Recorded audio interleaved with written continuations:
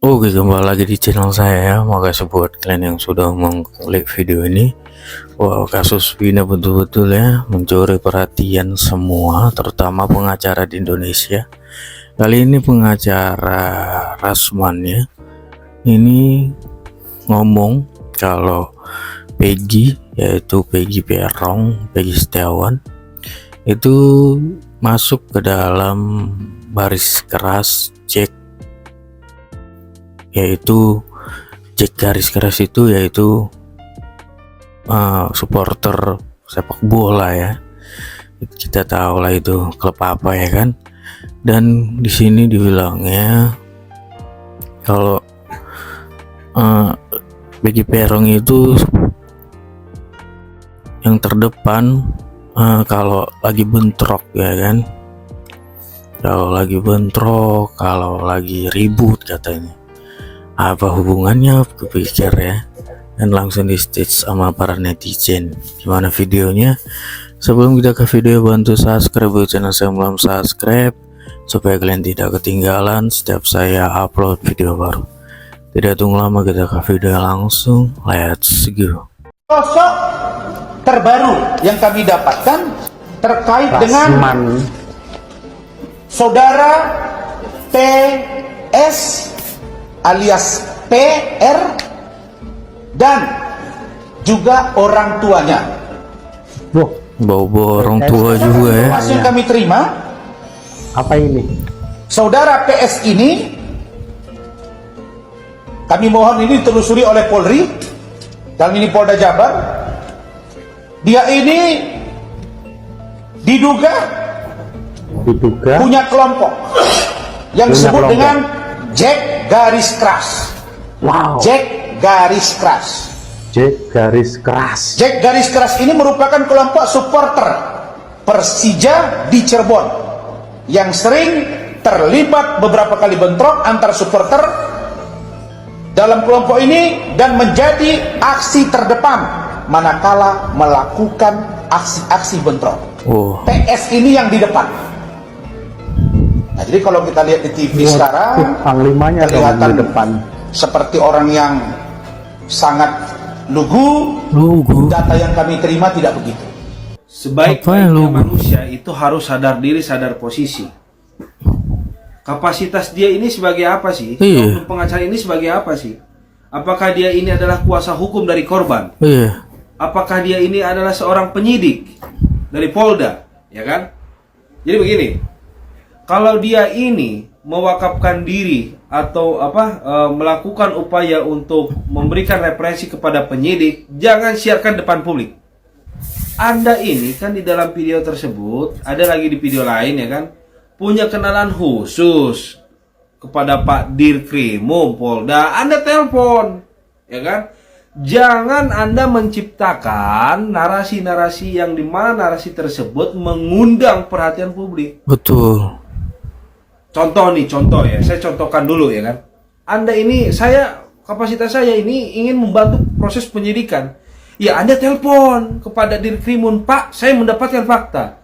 Jangan Anda membuat satu konferensi ya kan, yang di depan media mengatakan bahwa Peggy ini punya keterlibatan di organisasi lain. Pak, saya kasih tahu, setiap manusia punya perjalanan. Betul. Nah, dia mau berdiam diri di organisasi atau di kelompok lain, bagi saya sah.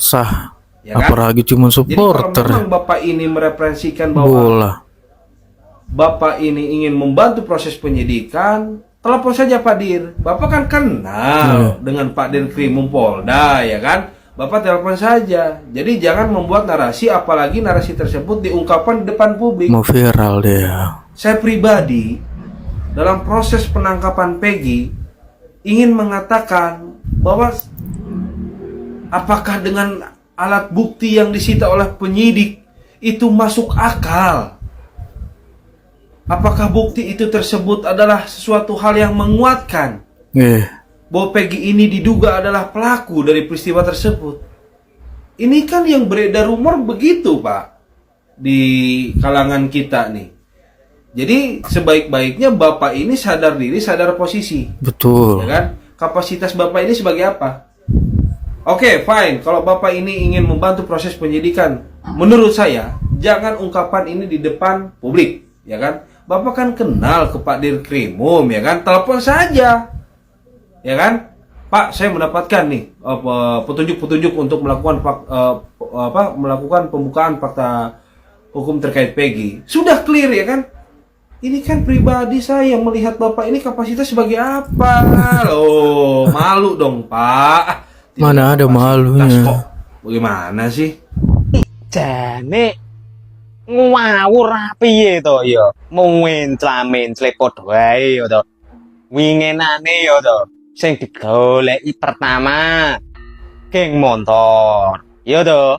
Kecekele Yo. geng kulbang alias kulit bangunan. Iki ngaleh meneh ya to.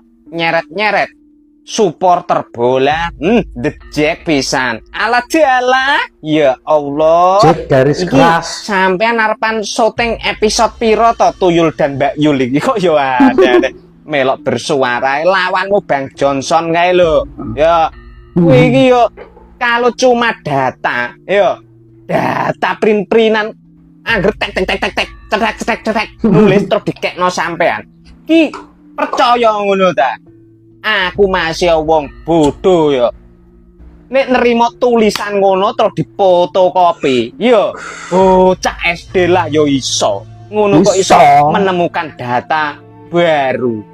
Memang betul kalau Peggy Setiawan kuwi hobinya bola terus sampean kait-kaitno bukti dari kepolisian ini tidak menguatkan untuk menjatuhkan hukuman tersangka terus ini gawe acara liyo supporter bola sampai bapake perlu diinterogasi dari pihak Polri Polda Jabar yang patut diinterogasi kayak lo Pak Aneki nyapo tiap kali dihubungi Bang Hotman yo to rawani tiap diparani wartawan saya sedang berduka tak lagi nanti bersuara jabang bayi gemes aku suwe-suwe ya to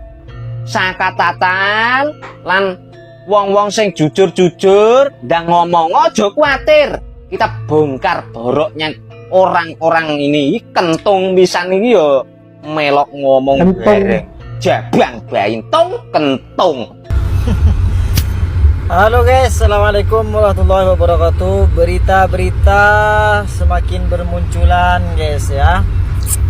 Ini kecurigaan saya ini sudah saya katakan dari VT saya sebelumnya ya, bahwa kalau memang Peggy Setiawan yang ditangkap dijadikan tersangka itu nggak bersalah, ini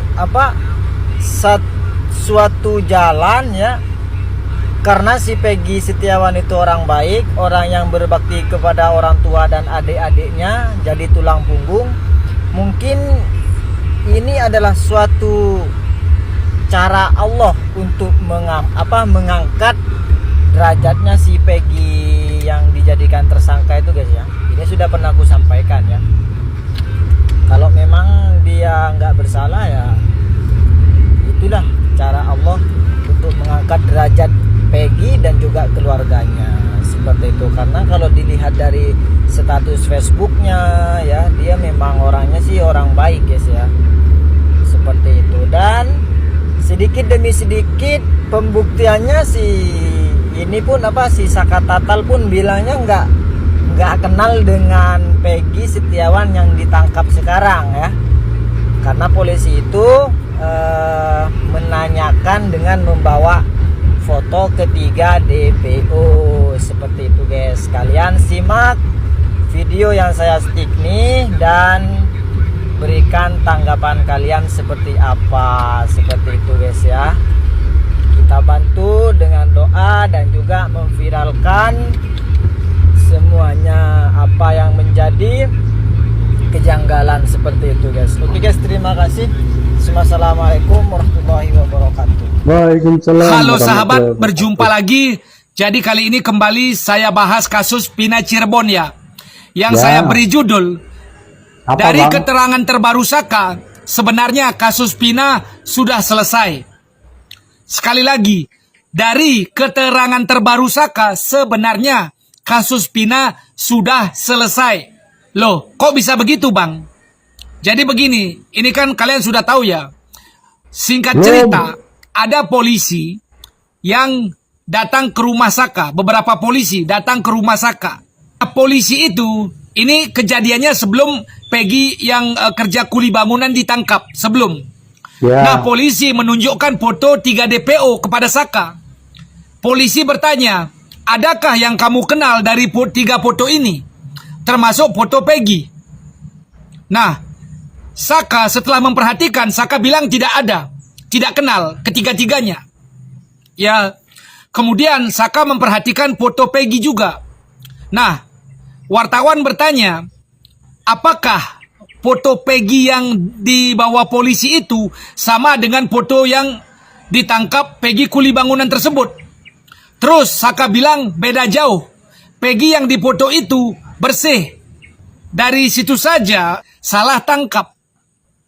Bahkan Saka bilang Peggy yang dipoto itu dengan Peggy yang ditangkap bukan saja beda, tapi beda jauh.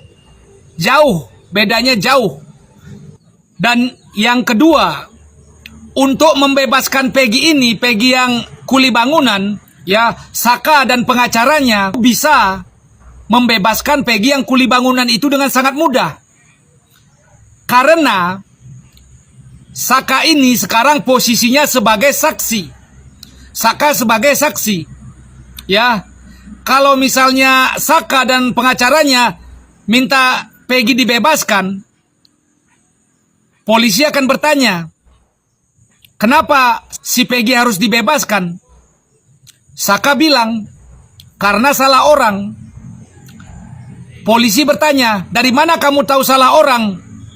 Itu bukan DPO-nya, itu bukan buronannya. Terus kalau polisi bertanya lagi, dari mana kamu tahu itu bukan orangnya? Karena saya atau Saka menyaksikan sendiri foto buronan 3 DPO yang dibawa polisi. Dan orang yang ditangkap itu, Peggy kuli bangunan itu, tidak ada di foto tersebut. Terus kalau polisi itu tidak mau membebaskan Peggy, laporkan polisi yang membawa foto DPO itu, laporkan ke Propam. Atasan mereka yang lebih tinggi laporkan. Ya, Kalau nggak mau Bang. membebaskan, orang sudah nyata seperti itu. Nah, selanjutnya, saya yakin semua polisi yang terkait dalam menangani kasus Pina Cirebon ini di 2024 ini pasti sudah tahu foto 3 DPO tersebut. Jadi polisi yang menangani kasus ini pasti sudah tahu foto 3 DPO tersebut. Pertanyaan saya, kalau sudah tahu beda foto dengan beda yang ditangkap, ngapain kemarin melakukan konferensi pers yang waktu Peggy baju biru itu? Sambil bilang, ini memang Peggy pelakunya, dia melakukan ini, melakukan itu. Kenapa sudah tahu beda orangnya, kenapa masih ditunjukkan di depan umum, dilakukan konferensi pers kalau sudah tahu beda orang? Dan selanjutnya, ini yang saya bilang kenapa bisa selesai. Caranya begini, itu kan Saka dan temannya sudah tahu wajah Peggy yang asli. Jadi teman Saka bilang itu yang awal-awal viral. Dan Saka bilang wajahnya beda dan ada tindiknya. Dan kita nggak munafik, yang sering tampil di media sosial itu ada 2. Ada Peggy Setiawan, anak Pak Cecep, dan Egy Ripra. Tinggal tanyakan kepada Saka yang mana orangnya. Setelah Saka tahu orangnya, tinggal laporkan ke polisi atau ke Propam. Nanti mereka yang akan menciduk.